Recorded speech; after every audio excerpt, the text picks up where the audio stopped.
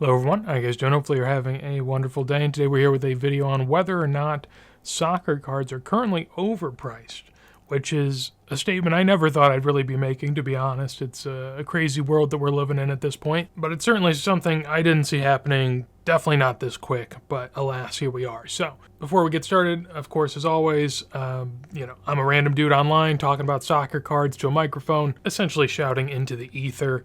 I'm not a scout. I don't advise people on, financial stuff or anything like that. I just share my experience in soccer card collecting, and I like soccer cards, despite sometimes having negative takes or, maybe saying things that might be overpriced. I know it's against the norm. It's okay. But it's the way I'm feeling, and it's what I want to talk about today. So alas, here we are. So we'll start with this graph, which is one that, tells a massive story in and of itself. This is the soccer card index on Card Ladder, where they have a combination of a ton of different cards and sort of how they've performed over the years. And clearly, soccer cards were fairly stagnant, not a whole lot going on for a good bit of time. You go into COVID, sports cards in general roar, soccer especially, and things go up massively. All to say, since the sort of fall off here in 2022 into 2023, things have stagnated a little bit and gone back up a bit as well. But just generally, clearly this graph indicates that soccer was massively undervalued at one point in time. And if we had other graphs to compare it to other sports, I can just sort of confirm for you that soccer did perform better than most. If you go on the Card Ladder Index on their site and sort by best performing over the last 5 years or whatever, soccer is at the top of that list. So soccer at one point was undervalued, and it felt like it at the time. Soccer was relatively uncared for. There were a few sets, primary sets a year. No one was really talking about it. It definitely wasn't in the zeitgeist of the hobby as a whole. But that has certainly changed, and we'll talk about that in a couple slides here. So first off is, one that I've beat to death, and I'm sure a lot of people have, Laminaul. Yeah, if you don't know the name, I don't know how you found this channel, but alas, he has been up quite a bit, 50% over the last year, but you have to remember that this last year, the high point here is actually coming from the Euro win. So this spot here was a relative high point. Obviously, he was a known commodity. He goes into the year, falls off a good bit because that's kind of what happens in, the early parts of the soccer year. There's not a whole lot that can really happen that shoots your pricing up. Obviously, as the year goes on, starts to increase. We get into May, increases a ton. Into June, still continues to increase, and now has finally started to stagnate and maybe come back down a bit. But ultimately, as you can tell, Laminaul's gone crazy, especially from some of these low points, like right here at like 200 in the index. We're looking at closer to 800 and 900 right now. So this, to me, is a clear indicator that soccer is very healthy and modern, because not only are you seeing a 50% increase off of an already high point, you're seeing a 4x from down here, and in addition, what did he achieve in this huge run-up? What happened? What did he do? Ultimately, yes, he has good assist. I got to write that all out. Assist and passes, and he dribbles really well. He dribbles really well. They won La Liga. They won the Spanish Cup. They won some stuff, don't get me wrong. But in terms of hobby relevancy, true hobby relevancy, and the transcendent hobby relevancy he's had, where people outside of soccer are talking about him, what did he achieve to get that? Really, the best case for what he did was back here, was this Euro win. That, I think, is the best case in terms of why you would say Laminaul has proven himself already. Clearly a La Liga season helps and doing some good stuff in the Champions League. I get it, but this was the big one.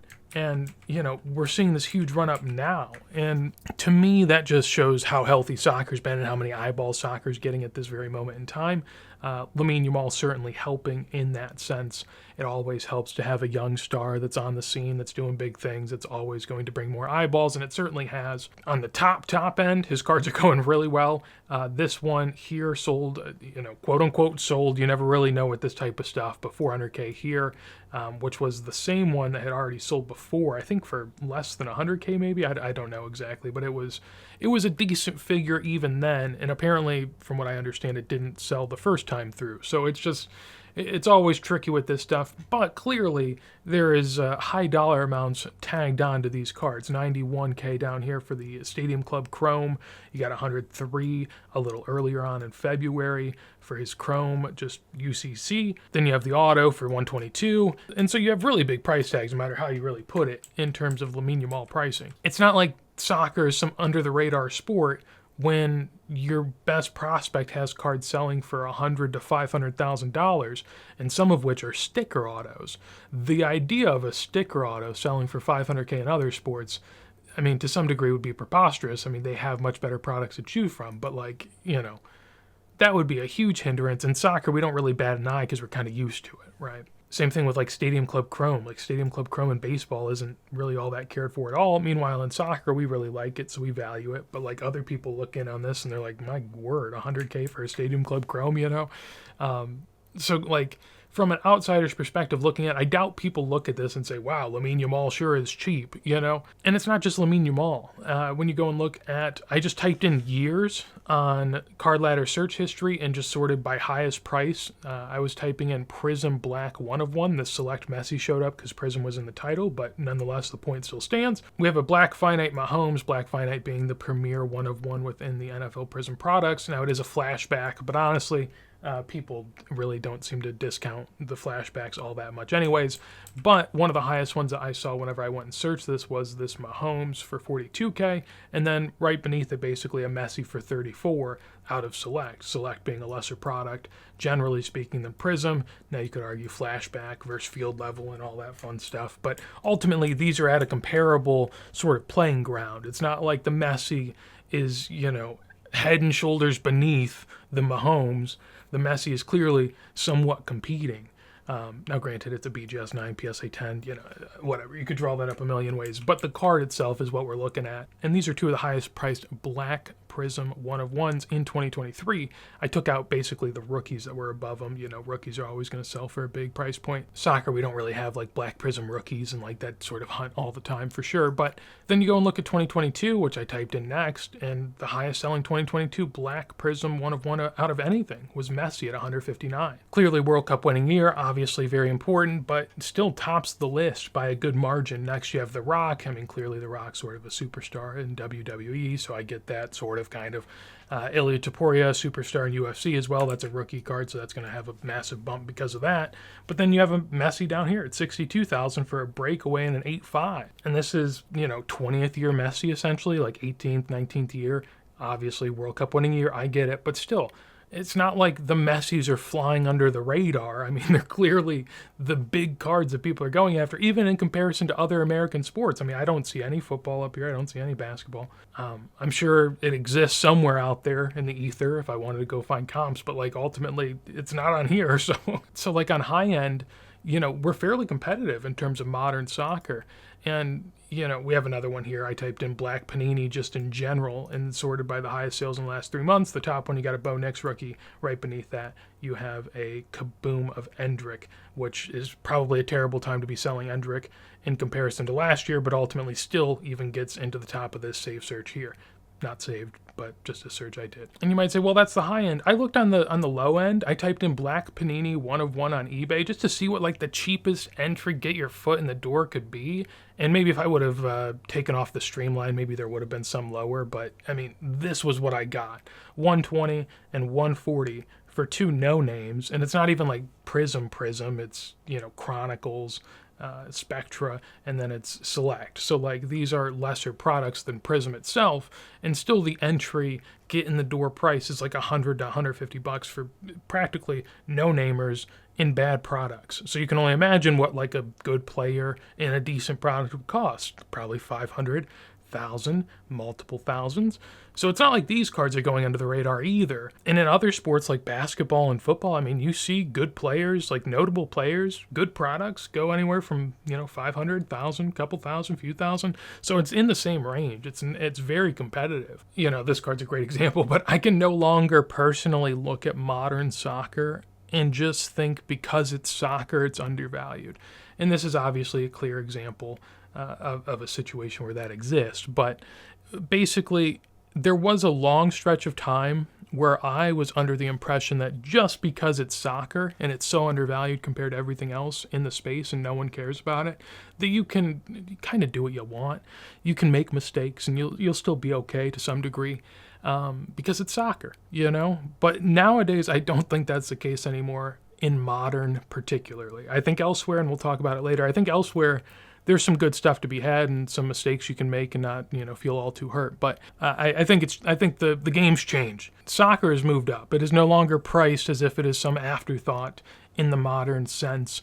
It is very much competitive with all of the other sports in a way I never really thought we would see, especially not this quick. And just for a comparison of cards, I'm starting to feel like with the 108 BIS that how I sort of felt about the Messi Prism 2014 back in the day, where I'm just absolutely confused on why people are so ecstatic for a card that is so readily available that they can get at any moment in time that they ever desired, when there's so many better cards that they could go chase. It is just one of the most dumbfounding things I feel like I've seen in the soccer space since 2020. And I sort of feel like 2020 is a great comparison for what we're going through now, just in a different way. In 2020, it was so much more concise. It was mostly Prism.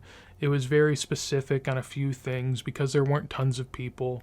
And, you really had to focus in on what other people were focusing in on. Now I feel like we've gotten to the point where it's just the entire hobby. Like, it is absolutely pervasive to almost every spot in modern soccer, that people are pricing in that this stuff is great, that these cards are great, that these cards are rare, that these players are fun. I think so much is priced in a way that I've never felt with modern soccer before. And ultimately, it's pushed me out a little bit, to be fair, but I was probably going to progress that way anyways over time, so I don't blame modern soccer. And a big reason that I sort of feel pushed out to some degree is here with this index. Now, this is a self-made index by yours truly, and essentially this index, from my perspective, was built with a lot of the true rookie type stuff that you find for Messi, Ronaldo, Maradona, Cruyff, Pele, like a lot of their cards that I could get in Card Ladder. And I put them all in a chart, and this is essentially where they're at. They've bottomed and maybe come back a little bit up, but ultimately, for as much as people are as excited as ever about modern, no one really cares about this stuff.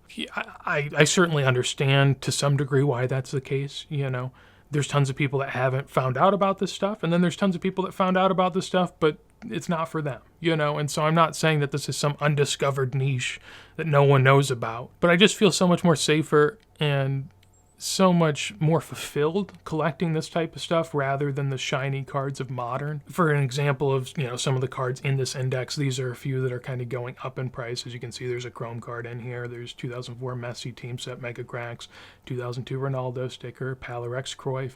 We got an 89 Messi down there as well. So staple cards, obviously not one of ones, not anything insanely rare.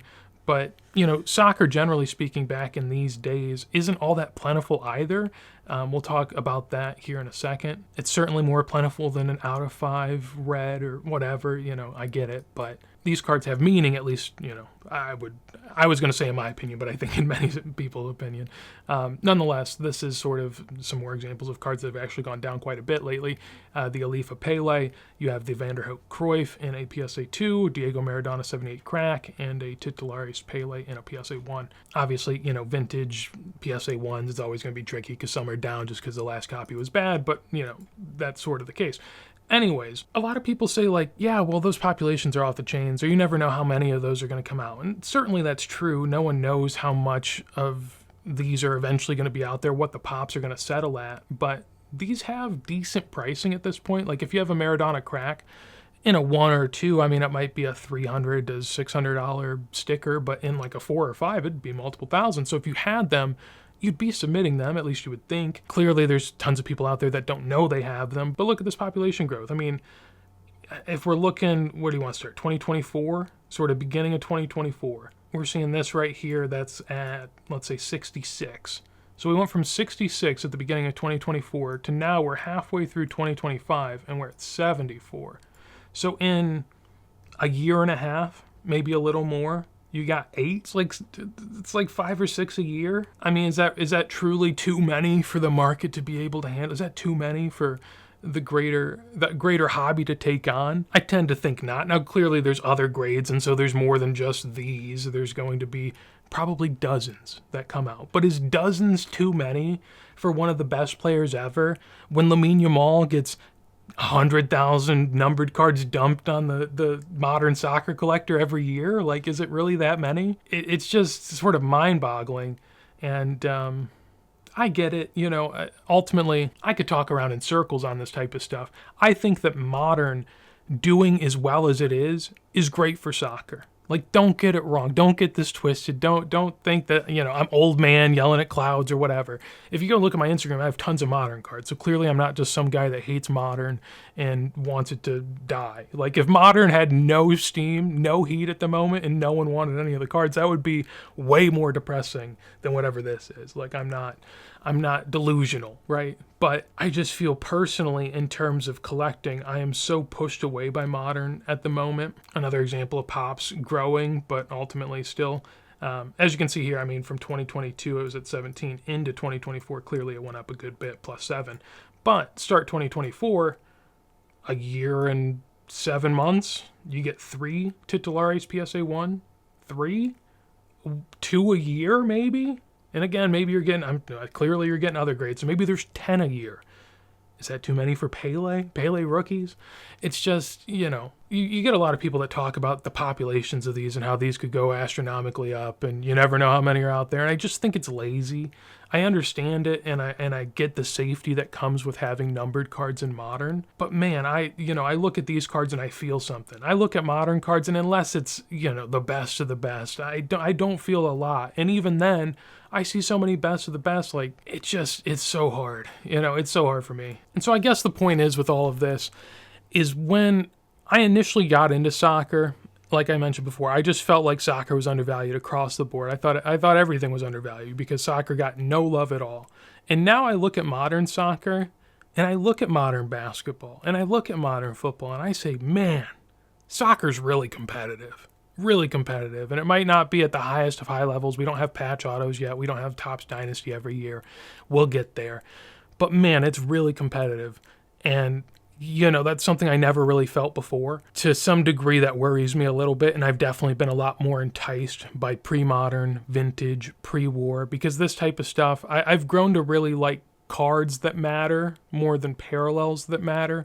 I really like cards that have a story, that have a meaning, that are notable in some regard, not just, a random parallel from a random set that's really rare. And the prices as well, you can get, Maradona and Pele rookies, granted low grades and whatnot, but you can get them for the prices you might pay for a base Sapphire PSA 10 Laminaul. I just said Laminaul and not Lamine Yamal. That's my bad, but at the end of the day, it's gotten really crazy to me, really impressive from one regard, but a little nervy from another. And so that's sort of where I stand with it all at the moment. Of course, I'd love to hear your guys' opinions on the commentary down below. Good, bad, indifferent, no matter the case.